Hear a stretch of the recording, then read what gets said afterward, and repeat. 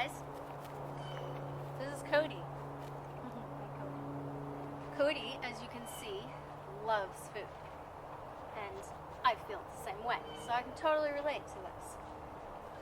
So, I know that for most people, they don't want this behavior. They don't want the horse mugging for food, searching for food on their person. They don't want the horse crowding them, being obnoxious, nipping at them, or any of the behaviors that that we sometimes associate with a, how do people say, disrespectful horse? Cody, you're so disrespectful. Anyway, if you have a horse like this, the easiest way to resolve this is to work in protected contact with some sort of barrier between you and the horse, so that they can't do all of this. I am aware, however, that that's not always possible. Sometimes you don't really have any options for protected contact. So I want to show people that you can actually fix all of this without a barrier between you. So the very first thing you're going to do is get your treat pouch out of your horse's face. I don't know why everybody thinks they have to wear their treat pouch right on the front of them, but you can just move it like that. Just move it to the back of you. And that's going to resolve like half of your problems right there. So obviously Cody's still mugging and he's still looking for the food, but he's also offering a behavior that I can mark and reinforce. So you see where he just brought his head out there? I can click and I can reinforce that. Now, obviously, as you saw when I clicked, here we go, I clicked, he brought his head into me. That's okay. Clicked for the behavior, I'm going to feed for the position. So even though his head's back here, I'm going to feed him back out there where I clicked. Okay? Now, if you have a horse that is not offering any kind of behavior that you can click for, that's okay too. You're going to start by feeding the horse. And yes, I know that you're probably going to reinforce some inappropriate behavior. That's okay. It's a one-time deal, maybe two, and you're going to be able to get the behavior you're looking for. So, if your horse is mugging you, I'm going to set Cody up to mug me again. If he's mugging you and he's not offering any kind of behavior that you can mark and reinforce, just take a handful of food and feed him.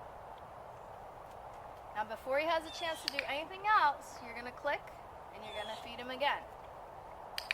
And you're going to do the same thing again.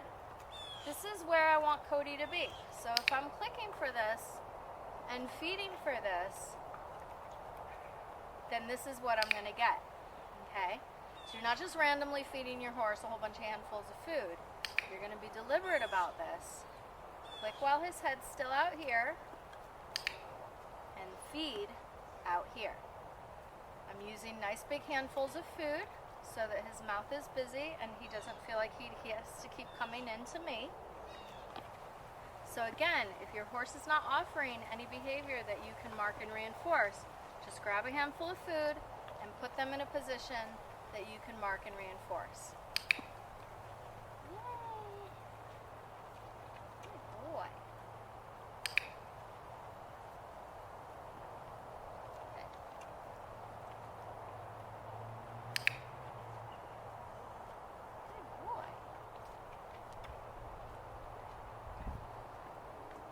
Keep in mind this beautiful behavior that we have right here. If I move and I start to walk, the entire thing is going to fall apart. He's going to forget all about what we just did here, and he's going to go back to mugging. Cody's doing a nice job of keeping his head where I want it. I can click, I can reinforce. It's all good. But the second I start to walk, have the ears pinned, the faster movement, and he's cutting me off. Okay? Leading your horse, walking with your horse, is a completely different behavior than standing still. So when you go out with your horse to work on this and you don't have protected contact, make sure that you have an out so that you can get out of the area where your horse is safely without your horse crowding on top of you. So with Cody, he's a pretty chill horse. I'm not too worried about him hurting me or anything bad happening. So I can probably walk to the gate with him with no problem. Might be a little bit obnoxious, cut me off a couple of times, but not really a big deal.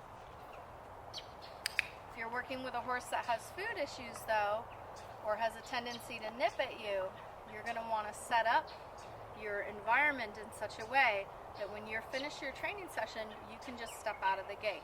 So you're going to be working close to a gate, and you probably want a bucket nearby that you can drop food into so that your horse can eat out of that bucket while you leave the area.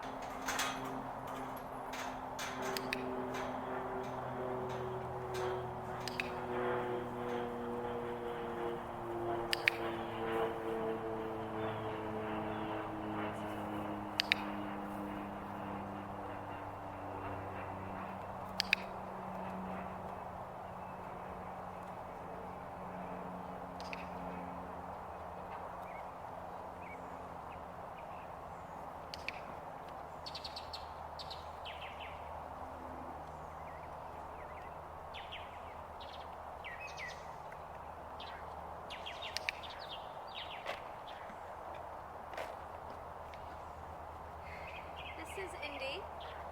Indy's a little bit different than Cody. Indy does have some pre-existing food issues, and he does sometimes exhibit some aggressive behaviors towards people. So he will absolutely bite me if he gets too frustrated. So unlike with Cody, I'm not going to be showing you the muggy behaviors and showing you how to fix them. With Indy, I'm going to show you how to set up for success right from the start. So if you saw how I just brought him around, I'm walking with him, literally clicking at every step. So we started from me, the second that I walked in the gate, I started clicking and reinforcing him just for walking with me. And it's literally every single step, because I do not want this horse to get frustrated when he's walking with me. I don't want him to have an opportunity to exhibit any of the unsafe behaviors that he can sometimes exhibit. So once I get him to where I want him, I have a bucket ready. This I set up beforehand before I even put him in this pen.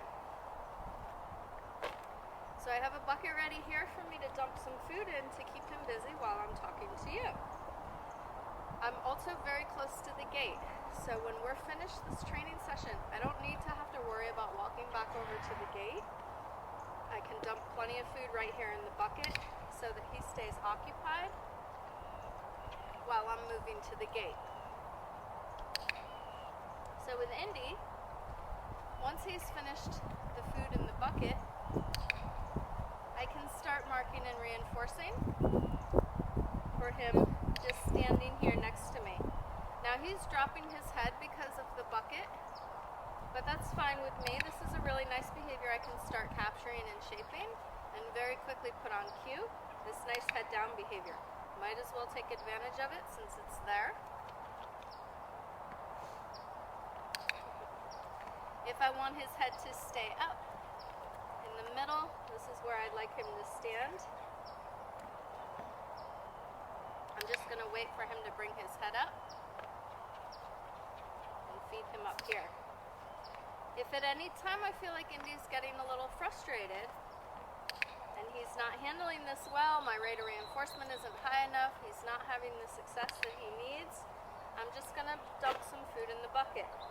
Let him eat out of the bucket again, give us both a minute to regroup. I also want to be very careful with a horse like this because he has food issues and he's overexcited about the food. He's going to eat very quickly, which runs the risk of choke. I don't want him to choke on the food. So periodically as we're working, I may dump food in the bucket so that he'll take his time eating, go a little bit slower, and have less of a risk of him choking. Now I know that Indy looks super calm and super well behaved, but that's because, again, I set him up from success right from the moment we walked into the pasture. I'm not waiting for him to exhibit any behaviors that are questionable because I don't want to get injured.